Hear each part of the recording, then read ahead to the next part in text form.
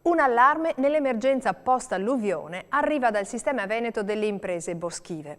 In particolare Confartigianato Veneto, le associazioni territoriali di Belluno e Vicenza, assieme al Consorzio Imprese Forestali del Triveneto, hanno inviato un accorato appello al governatore Luca Zaia, agli assessori regionali competenti, oltre che alle unità organizzative forestali di Belluno e Vicenza, per la richiesta di interventi straordinari che aiutino a gestire l'urgente sgombero del materiale schiantato a terra, il suo stoccaggio e a programmare il risanamento e il ripristino delle foreste danneggiate da fitopatie e infestazioni parassitarie.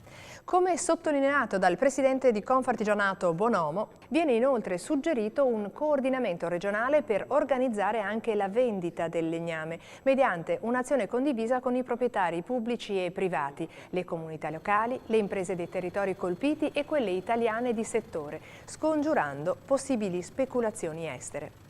Tra le richieste anche la definizione del programma 2021-2027 del piano di sviluppo rurale, con azioni a sostegno del settore forestale e per la prevenzione di danni dovuti agli effetti dei cambiamenti climatici in atto.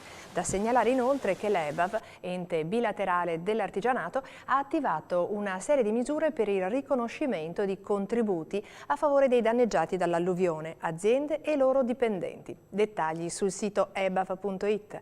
Altrettanto si avvia a fare ed il Cassa Veneto.